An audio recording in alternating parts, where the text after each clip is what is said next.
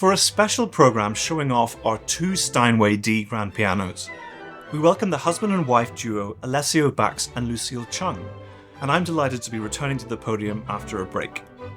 Our first piece, however, doesn't feature the pianos.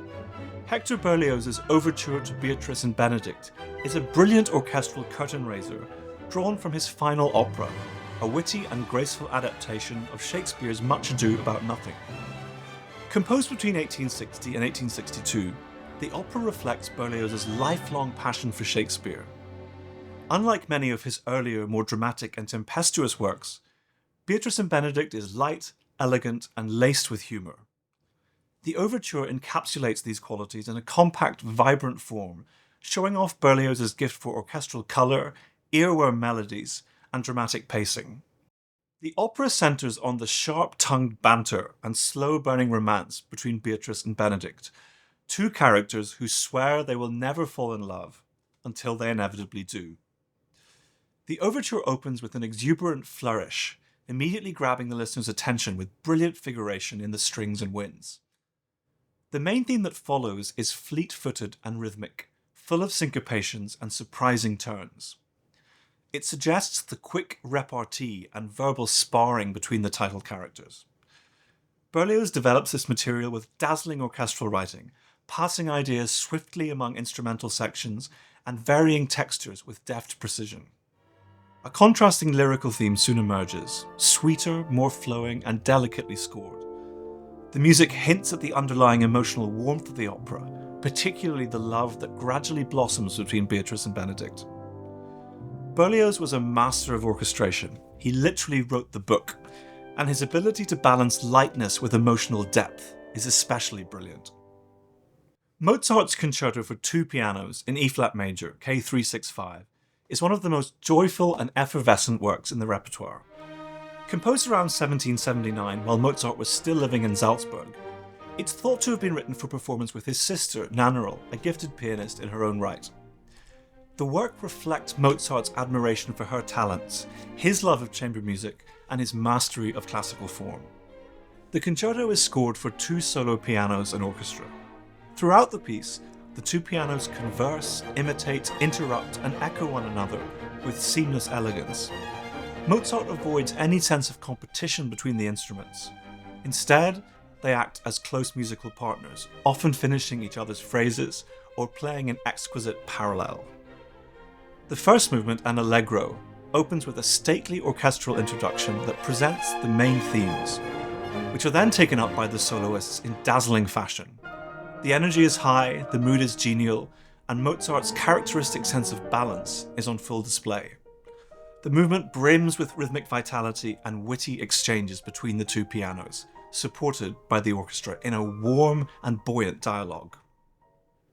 The second movement, an andante, provides a lyrical contrast. It's expressive but never melancholy, graceful and poised, with long flowing lines and gentle interplay between the pianos. The movement unfolds like an intimate conversation, with subtle ornamentation and harmonic richness that reveals Mozart's sensitivity to emotion and form. Though less extroverted than the outer movements, it's full of elegance and heartfelt simplicity. We end with a rondo, marked allegro, which returns to the joyful spirit of the opening, with a bright, dance-like main theme.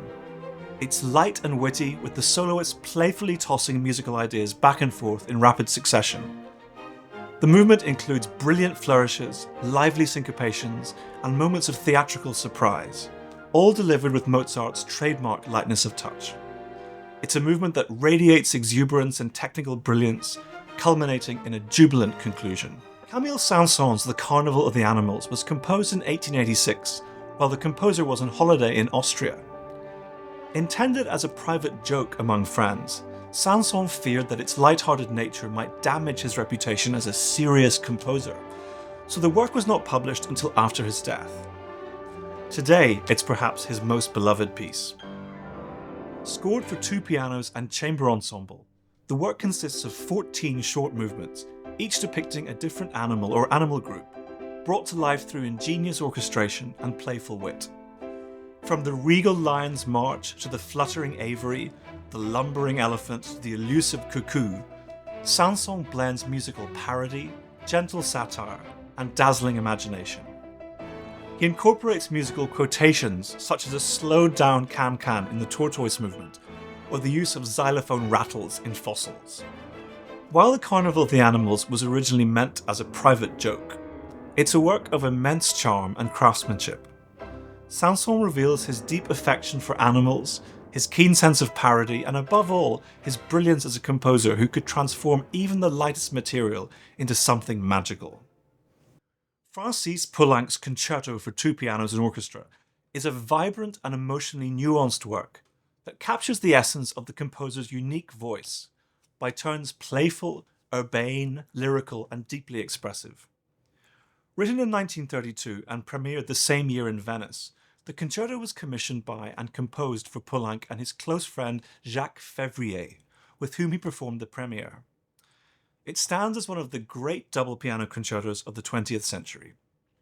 As I've said before, Poulenc was a member of Les Six, a group of French composers committed to a music that rejected both the heavy Germanic romanticism of Wagner and the Impressionism of Debussy. But while his music often carries a light, humorous surface, Poulenc was a deeply sensitive artist, capable of moving between irony and sincerity with surprising swiftness. This duality is evident throughout the concerto. The first movement begins without a grand orchestral introduction. Poulenc instead launches straight into an almost Mozartian dialogue between the two pianos. In fact, Poulenc had just heard Mozart's Concerto for two pianos from earlier in our concert, and its influence is audible not only in the crystalline textures, but in the spirit of refined yet spirited conversation between the soloists. Poulenc, however, quickly shifts into his own world, mixing elegant classical form with jazz-inflected harmonies, rhythmic surprises, and a kaleidoscope of colour. The movement is full of character, alternating between lyrical episodes and animated exchanges that blur the lines between parody and homage. The second movement is one of Poulenc's most beautiful. In a nice parallel, a gently rocking rhythm and clear melodic lines pay homage to the slow movement of Mozart's concerto, but filtered through Poulenc's own unmistakable harmonic sieve. The effect is nostalgic and intimate, with delicate orchestration and tender interactions between the two pianos. Towards the end, the mood becomes more introspective, even melancholic, before gently returning to its opening calm. The finale is a raucous whirlwind finale that bursts with vitality. The music is infused with dance rhythms, sudden shifts in tempo and dynamics, and unexpected harmonic turns.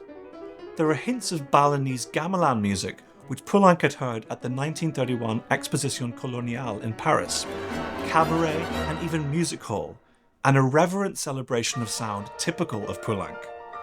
The two pianos race each other to the finish line, often in canon or mirror image dialogue, before concluding with a spirited flourish.